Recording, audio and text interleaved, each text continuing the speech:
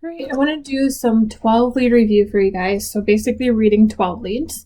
Now I do want to tell you that you're not going to be quizzed on this right away. Really your first 12 lead quiz is going to be understanding the 12 lead and which leads correspond with which wall of the heart, and also which leads correspond with which artery could be blocked. So we're going to kind of review all this when we're kind of determining 12 leads. But you won't actually have to label any 12 leads and diagnose them. So this first one we're looking at, and what I like to do when I first start reading these 12 leads is I kind of draw that handout I gave you, that chart, over the 12 lead. And when I first started reading 12 leads, I would just draw right on the 12 lead. This kind of helped me identify 12 leads. So it kind of breaks apart the different sections in each section that I'm looking at. So the first thing we want to look at is rate. So our rate, remember these are 10-second strips, so it's a little different than our ECGs, which we typically look at in 6-second strips. But we're going to count across. I have 1, 2, 3, 4, 5, 6, 7, 8, 9, 10, 11, 12, 13 complexes across, and it is kind of hard because the sections where it does break our complexes may look a little weird. So 13 to 10-second strips, I'd have to multiply it by 6, and that gives me a rate of 78 beats per minute. Next thing I want to do is I want to go through and I want to check out which leads are affected. So just going through and looking at each lead. So in this first one, I have lead 1 here.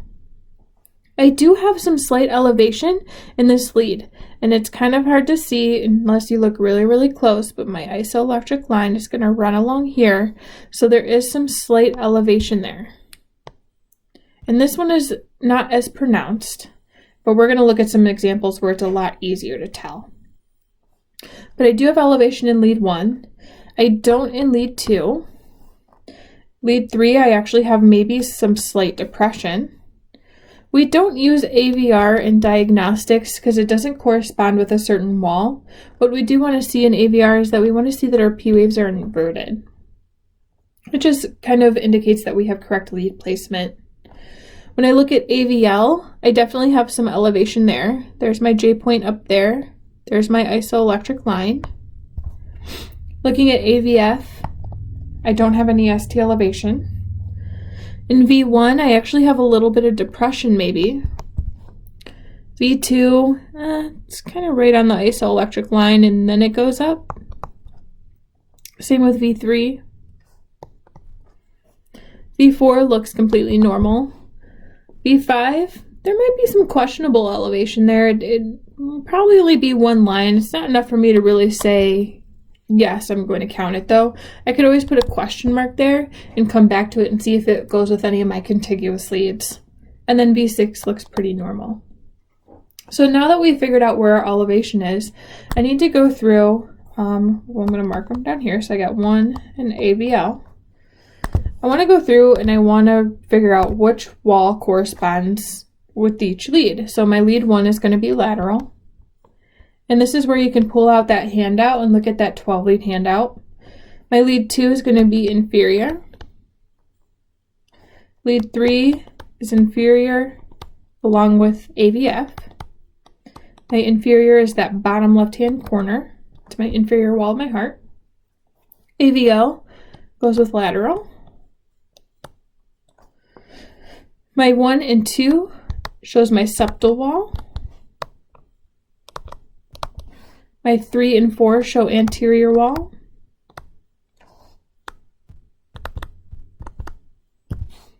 And 5 and 6, lateral. So by drawing this chart over your 12 leads over and over again, it'll also help you memorize these leads, which leads go with which wall of the heart. There's some kind of ways to remember it. One that I like is I use the term LISA. LISA, and that just shows me the order and that the leads will appear. So the first one to appear when I'm going from left, down to the right. So down my left over to down my right. So the first one that appears is lateral, so that's where I get the L from, and then inferior, The next one that appears is septal, and then it last to appear is anterior. But you still need to know which leads go with which. I've seen some people do some other things to help them remember. I've seen people draw an L across. They'll show lateral. They'll make an I here for inferior, and then you have your S and your A. I don't like that as much. I think it just looks kind of weird, but if that works for you, it's something to definitely use. Whatever's going to work for you to help you remember. For me, it was just a lot of repetition. So whenever you are doing these, I just suggest writing it out. But I want to know, so I got my leads elevated as 1 in AVL. Those correspond with my lateral wall. So I can go ahead and write walls affected. It's going to be my lateral. Next, I want to look at the arteries affected. So my lateral, when looking at my handout, I see that it corresponds with my circumflex, my left circumflex. So I'm going to go ahead and write that in with all the laterals.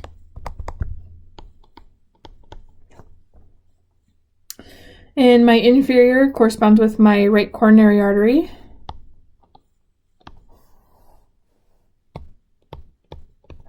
Septal is my LAD, along with my anterior. And to remember these arteries, we can really just think about the anatomy of the heart. I know the lateral side, that left circumflex curls around that lateral side, so it would make sense that that artery supplies that area of the heart. So coronary arteries affected, since this is my lateral wall, it's going to be our left circumflex.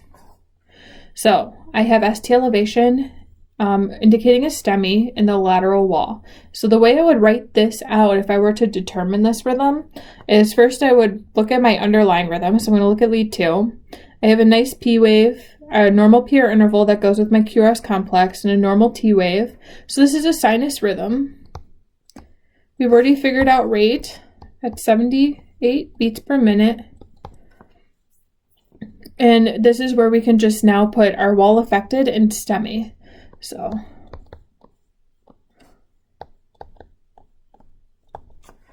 you can just write lateral STEMI, you can write lateral wall ST elevation, however you want to put it. I just put the wall and then STEMI just to indicate that there's a STEMI going on and this is where it's at, and I can tell by looking at my 12 lead. All right, let's look at the next one. It has a little bit more defined ST elevation, so it's going to make it a little bit easier to determine. So first, let's draw my chart over my 12 lead.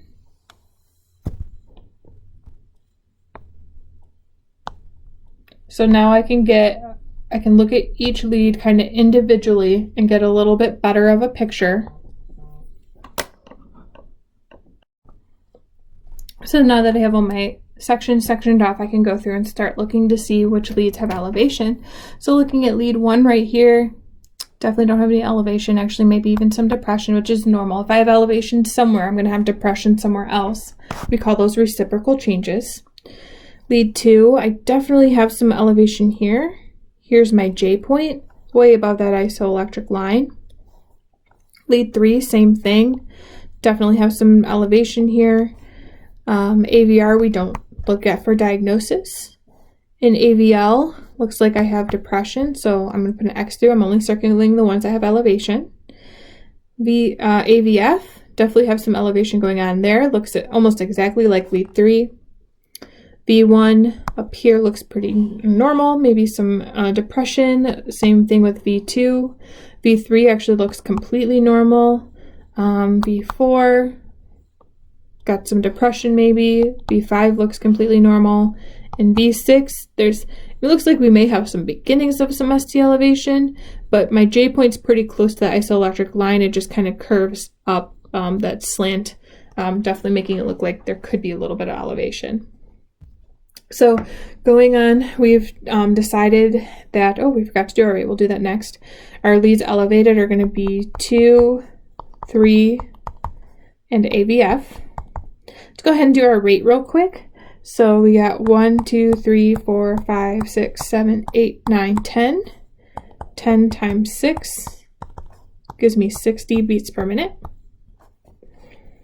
All right, and remember now we have to figure out which walls of the heart are affected. So I'm going to switch colors here, and we're going to go ahead and write all those out. Lead 1, AVL, and 5 and 6, those are all my lateral walls, so I'm just going to put an L this time. 2, 3, AVF, those are my inferior walls. V1 and V2 are septal, and then V3 and V4 are anterior. So my walls affected on this one, I have 2, 3, and AVF, that's going to be my inferior wall. So now let's go through and decide what artery is affected. So I know with my lateral wall, it's the left circumflex that feeds that lateral wall of the heart. And this repetition just really helps you in memorizing this chart. So that's why I'm kind of going through this each time. With my inferior, it's my right coronary artery.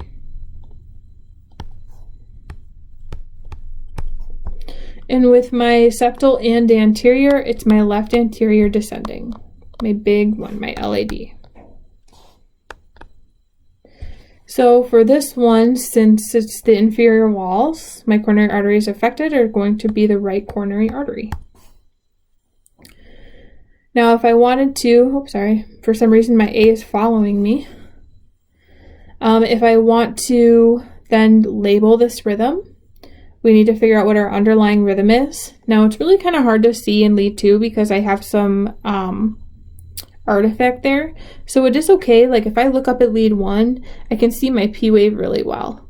So it is okay to look at a different lead if you're having trouble seeing it in a certain lead. So I do have a P wave, I got a narrow QRS and a T wave. So it is sinus rhythm at 60 beats per minute with inferior STEMI. Or you can write inferior wall ST elevation. Just note that it is a STEMI and it's in, or we do have ST elevation and it's in the inferior wall. Great, let's go ahead and move on down to the next one. So I'm going to start off the same way. I'm going to draw my chart, kind of separate out my sections. Makes it a little bit easier to kind of look at each lead individually.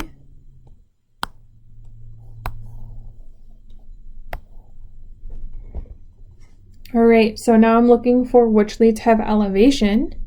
So lead 1 looks pretty normal, no elevation.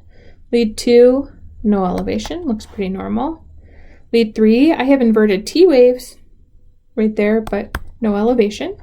We don't use AVR for diagnostics. Lateral, there's my J point, no elevation.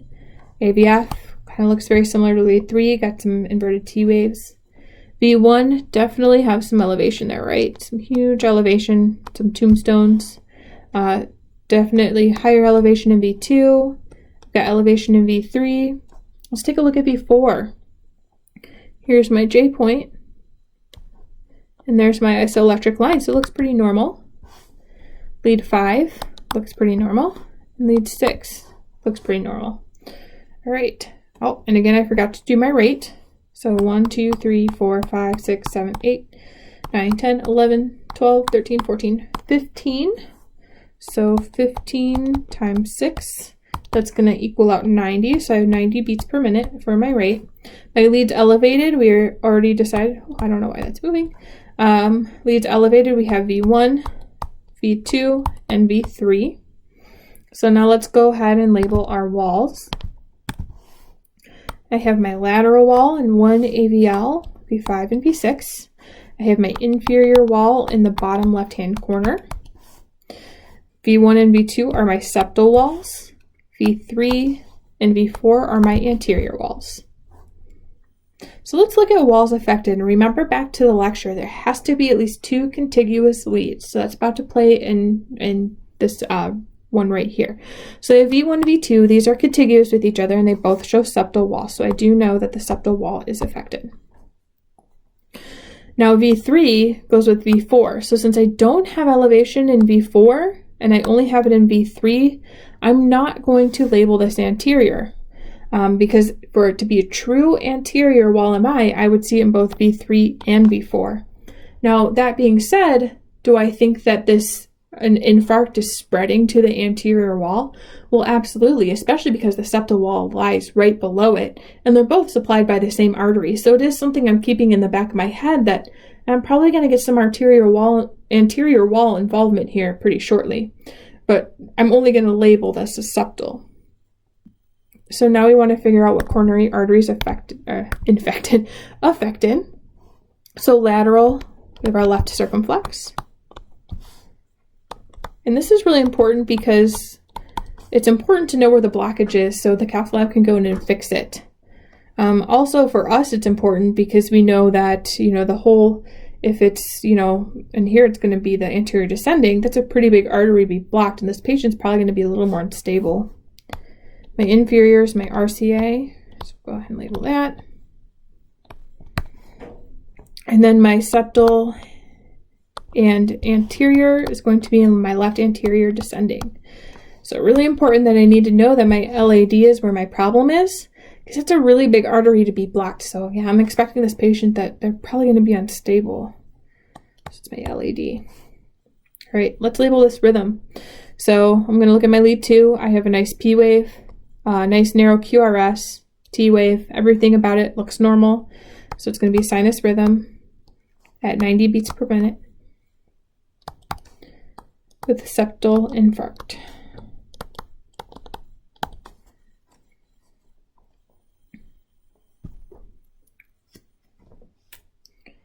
All right, going on to the next example.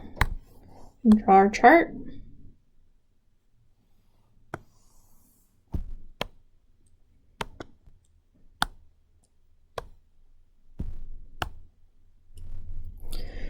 All right, I'm going to go through lead by lead. Lead 1, definitely have some elevation there. There's my J point way above that isoelectric line. Lead 2, there's my J point there. Doesn't look like any elevation. Lead 3, there's where my QRS ends. Got some depression there. We don't use AVR for diagnostics. We do want to see that P wave is inverted though, which it looks like it is. My AVL, definitely got some elevation there. AVF, nope, maybe, oops, that was supposed to be an X. Maybe a little bit of depression, but definitely no elevation. V1, definitely no elevation there. V2, however, definitely have some elevation there. So there's my isoelectric line, and it's above. V3, some pretty big elevation, same with V4, and V5, and V6. So a lot of elevation going along here. Let's count my rate. 1, 2, 3, 4, 5, 6, 7, 8, 9, 10, 11. So since that one's cut off, I'm not going to count it. So I'm just going to go with 11. 11 times 6 gives me a heart rate of 66 beats per minute. Leads elevated. We're just going to write down all the ones I circled. So we have lead 1, AVL, V2, V3, V4, V5, and V6. So a lot of elevation going along here. Let's go ahead and label which walls these represent. So I got my lateral wall.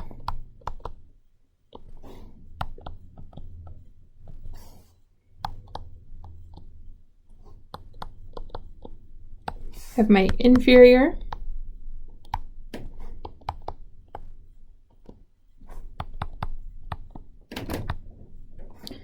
My septal, and my anterior.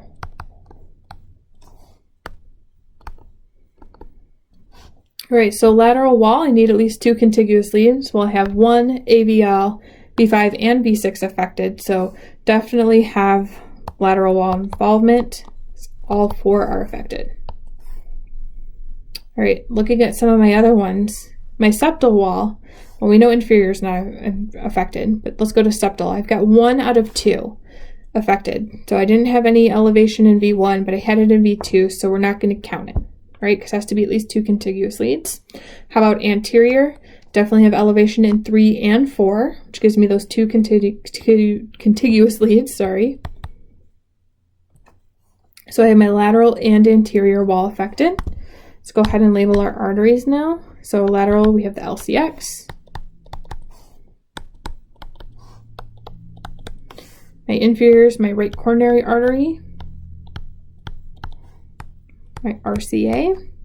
My septal and anterior is going to be my left anterior descending. So if I have both lateral and anterior wall involvement, this is going to be my LAD and my LCX.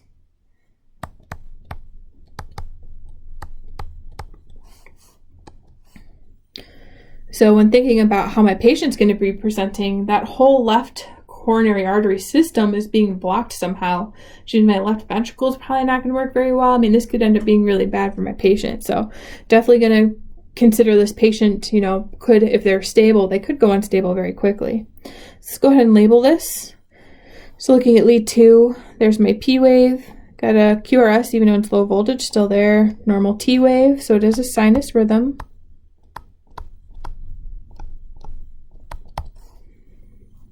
And for this one, it's an anterior lateral, so we can put that together. Those two walls often go together. Now you can just write out anterior and lateral STEMI. That's fine too. Or you can write anterior lateral. All right, going on to the next one. Definitely see some elevation right off the bat here. Draw my chart.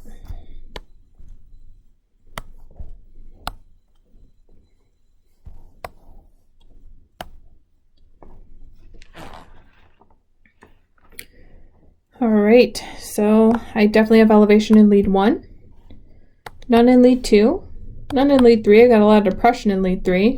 We don't look at AVR. Have some elevation going on here in AVL. No elevation in AVF. None in V1. Definitely have some elevation in V2, right? Those are definitely tombstones. My J point's way up here. V3, even higher, really, really bad. V4, really high on my J point. Have elevation in V5 and a little bit in V6. We'll just put a question mark there. My rate, I have 1, 2, 3, 4, 5, 6, 7, 8, 9, 10. So 10 times 6 gives us 60 beats per minute. Leads elevated, it's all the ones we circled. I got 1, AVL, V2, V3, V4, V5, and we thought maybe V6, something to note. It is, to me, it does look elevated there, so I'm going to count it. Now we need to figure out what walls are affected. So this is my lateral leads right here. Then I have my inferior wall leads. Got my septal wall leads, and I have my anterior wall leads. So what walls are affected? Well, we definitely have lateral. All 4 of the lateral leads are affected. Septal, only one of our septal leads are affected, so we're not going to quite put that in the name yet. I definitely think that it's beginning to be affected, and this patient's probably incredibly unstable, just given looking at how bad this elevation is. But my anterior, I have both leads. So kind of looks like the one above, huh? So what coronary arteries are affected? Let's go ahead and label our coronary arteries.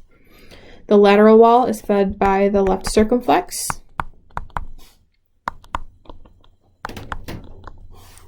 The inferior wall is fed by the right coronary artery. Septal and anterior are both fed by the left anterior descending. So what arteries are affected? We have lateral and anterior. So my lateral is my LCX. My anterior is my LAD. Let's go ahead and label this guy. It's going to be anterior lateral again. In our underlying rhythm, looking at lead 2, I got a nice P wave, good QRS, and a T wave.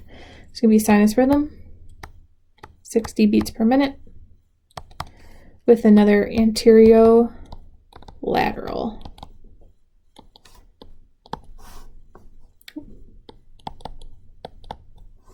STEMI.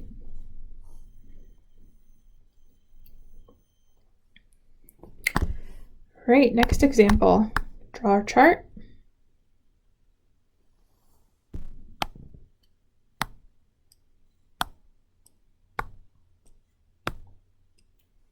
All right, lead 1 looks incredibly normal, right? I don't have any thing off the isoelectric line there. Lead 2 though, definitely my J point's definitely up there, so that's going to be elevated. Let me erase that because we're going to look at that later. Lead 3, have some ST elevation. We don't look at AVR for diagnostics. In AVL, looks like I have some depression, so no elevation. AVF, definitely have some elevation there. V1, have depression. V2 looks like I have depression. Same with V3. V4, it's borderline, right? But honestly, because I don't have it in its contiguous lead in V3, doesn't matter. And then V5 does look like I have some elevation here. There's my isoelectric line. There's my J point. And same with V6. To figure out a rate, 1, 2, 3, 4, 5, 6, 7, 8, 9, 10, 11, 12. So 12 times 6 to get my rate equals 72. My lead's elevated. I have 2, 3, and AVF. I also have V5 and V6. So let's go ahead and label our walls that go with each one of these. This is going to be lateral, inferior,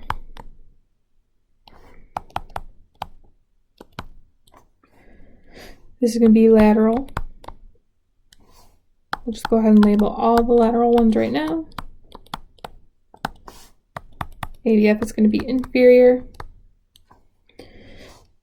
V1, V2 is my septal. And V3 and V4 anterior.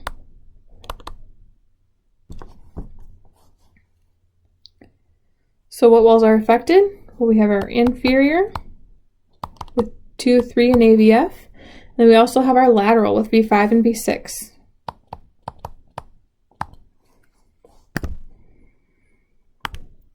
Let's go ahead and label our arteries.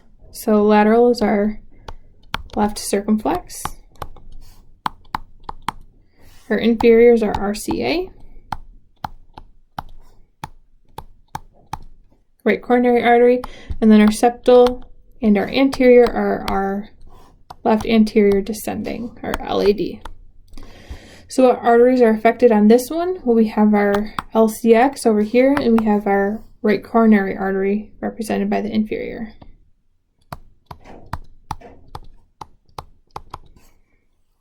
Let's go ahead and label this rhythm. So here, when I look at my P wave, it's right here. I highlight it in green. It is upright, but my PR interval is definitely over 5 blocks long. So this is actually a 1st degree heart block. So I got to sinus rhythm at 72 beats per minute with a 1st degree heart block and inferior, or we can call it inferiolateral. You can just write inferior and lateral STEMI. So on this patient, I would definitely want to get a right-sided 12 lead. So I'm going to take V4, I'm going to move it over to the other side, or I could take all of my chest leads and flip them. But it's easier just to move V4, do a right-sided 12 lead, and we're looking for that right ventricular involvement. My patient will definitely be more unstable with that right ventricular involvement.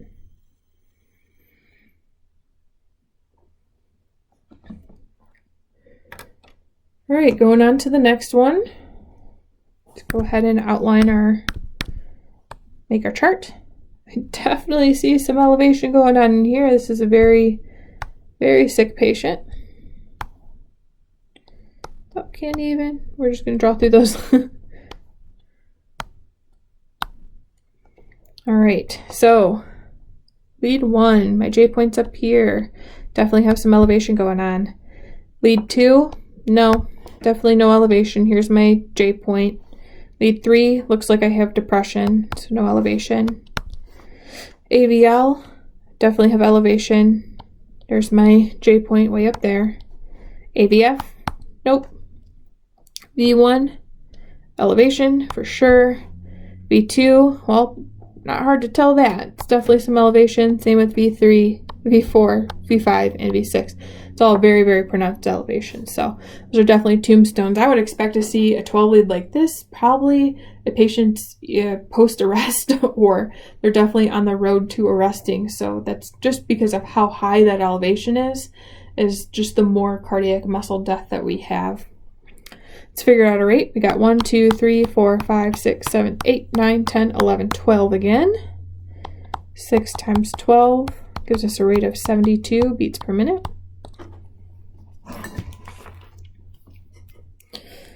When we look at leads affected, we already got them. So I got my lead 1, AVL, V1, V2, V3, V4, V5, 6. So I'm just going to rate V1 through V6.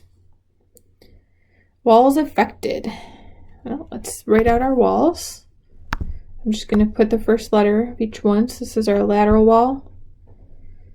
Inferior, inferior, inferior. This one's lateral. Septal, septal, anterior, anterior, and the last two are lateral. So my walls affected are pretty much every wall except for my inferior. So I have lateral, septal, and anterior. Now I want to figure out the arteries affected. For my lateral wall, it's the LCX.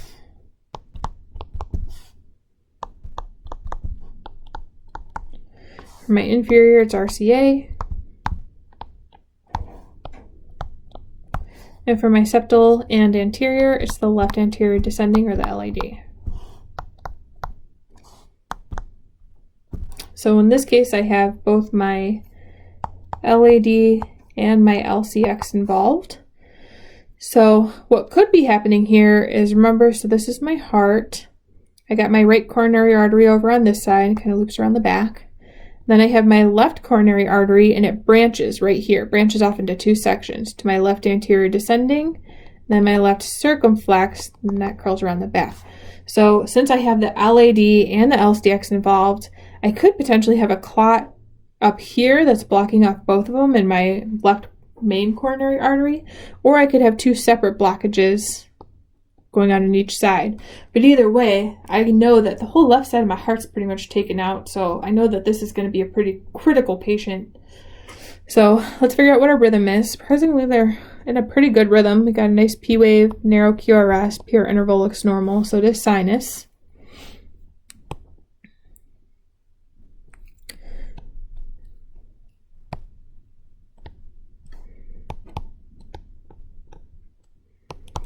Then we have a lateral, septal, and anterior wall MI.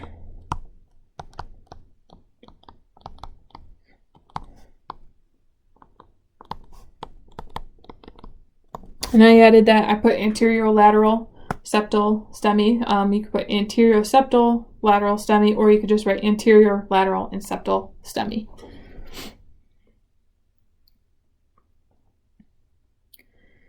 All right, looking at this next one, I do see something different. I got right here, I just want to point that out, V4R. So this is a right-sided 12 lead when we're looking at it. We're going to keep that in mind when we name it. Let's go ahead and draw my chart.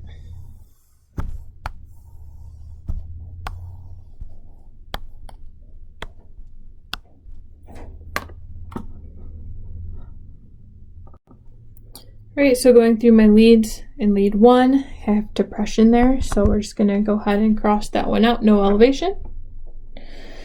V2, I do have some elevation here. Looks like I have some ST elevation. Erase that, because we're going to look at that for our underlying rhythm. Lead 3, definitely have some elevation. We don't look at AVR. AVL, I have depression, so no elevation. AVF, have elevation.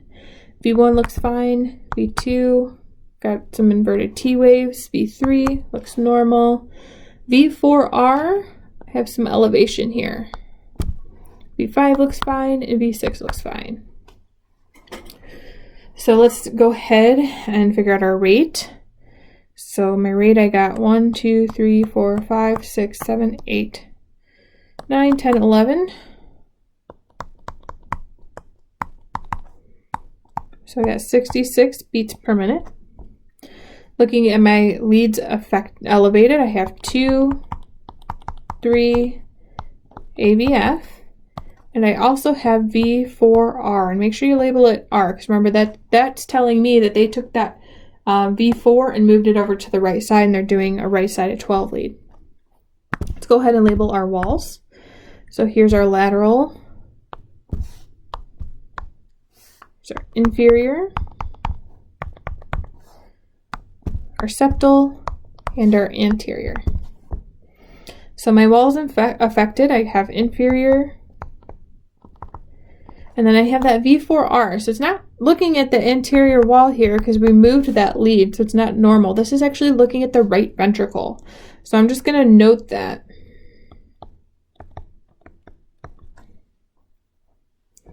And this is actually involved with the RCA, so we're not going to label that as far as arteries because we moved that lead, remember. So let me go ahead and put my arteries in here. My lateral is my LCX.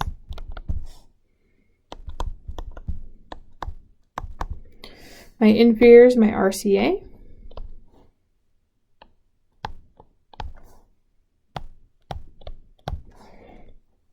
And then my septal and anterior is going to be my LAD.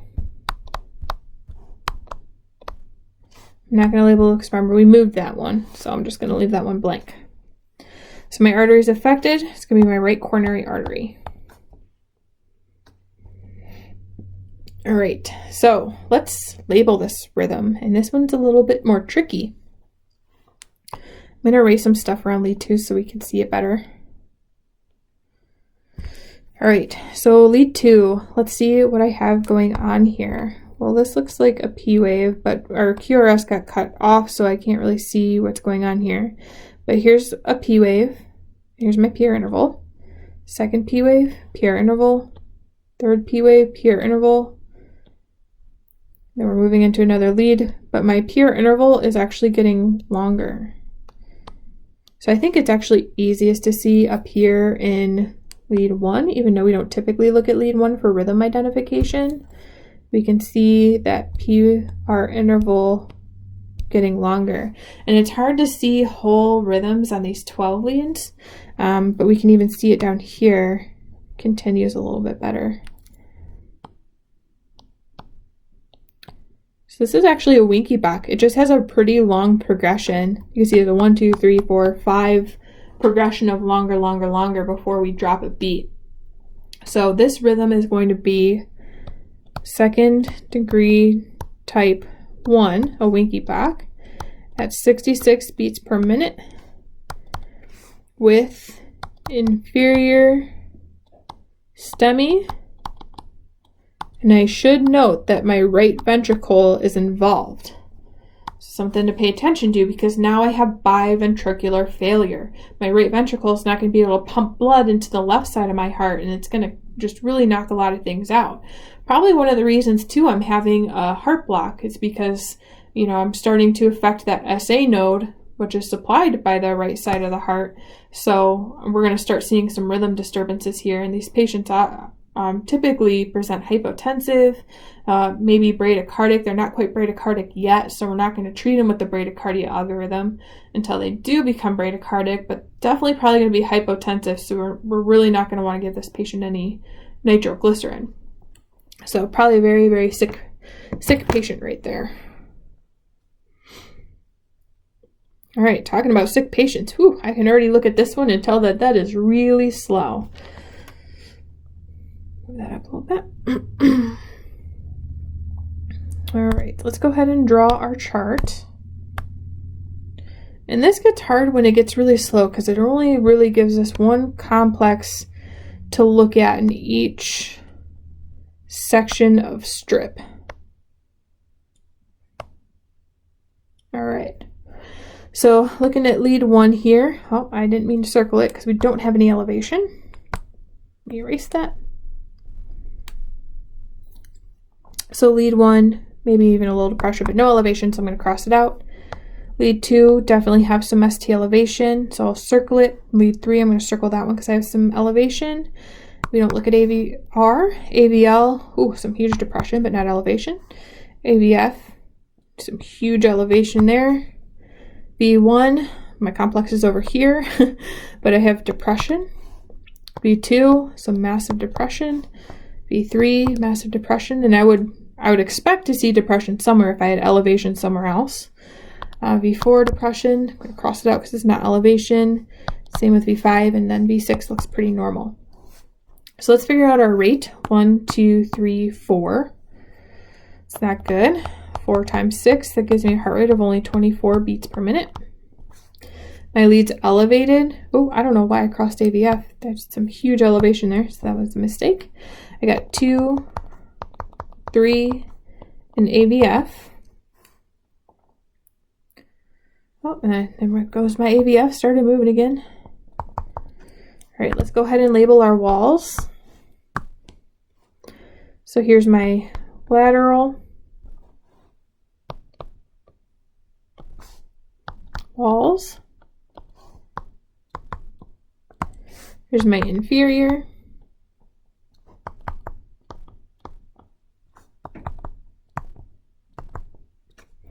My septal.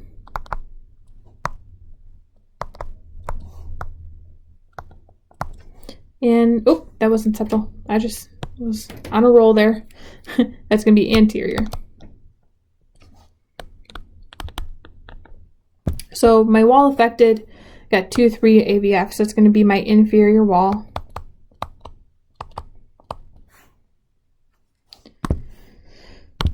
Go ahead and label our arteries. It's going to be my left circumflex for my lateral. My inferior is going to be my right coronary artery. And then my septal and anterior is going to be my LAD.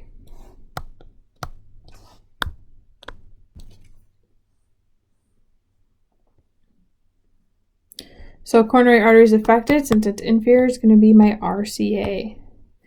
Now let's take a look at this underlying rhythm because it is interesting. So I'm going to erase a lot of this stuff here so we can get a good look at it.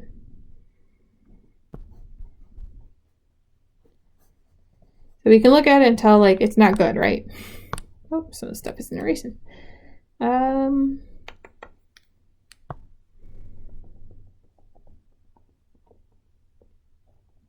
So I'm just going to look at this last line here and circle my P waves. I'm not sure if there's a P wave there. There might be. So I do have P waves for every QRS complex. There probably is one there. It's just probably really small and I can't see it. So I do have P waves, which means this is sinus, but wow, this is really slow. This is only about 24 beats per minute. Another thing that tells me it's sinus is my QRS is nice and narrow. So I'm not worried about it being ventricular. I would certainly almost expect it to be ventricular when it's this slow, but it's definitely sinus. So I have sinus Brady, 24 beats per minute with inferior wall STEMI. Now I'd imagine this patient is extremely unstable. I would expect them to be not compensating well. I mean, this patient probably need pacing because they're probably, I mean, I can't imagine anyone being stable at 24 beats per minute. Not saying it can't happen. Probably need pacing. Probably very, very, very sick. All right, this takes us to our last example. So we're going to draw our chart.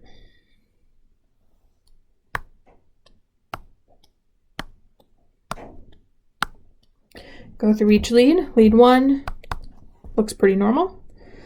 Lead 2 looks pretty normal, no elevation. I know it's a little blurry. Lead 3, no elevation. We don't look at R. AVL looks pretty normal. There's my J point. VF, I got some, looks like my patient moved here, so I'm going to look at the part that is normal and it looks normal. V1, definitely got some elevation here, right? V2, definitely some elevation. Same with V3, V4, V5, and V6.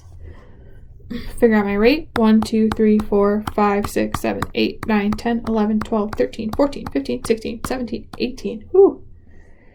So 18 times 6 gives me a heart rate of 108 beats per minute. My leads elevated, I have basically V1 through V6. Let's go ahead and label my walls. V lateral. And I have my inferior, my septal, and my anterior. Oops, that one moved. So what walls are affected? I have V1 through V6. So it is going to be my septal, my anterior, and my lateral, because I have at least 2 of my laterals, so that makes it 2 contiguous leads. So what arteries are affected? We have my lateral is going to be my LCX. My inferior is my right coronary artery. V1 and V2, also V3, V4, so my septal and anterior is going to be my LAD.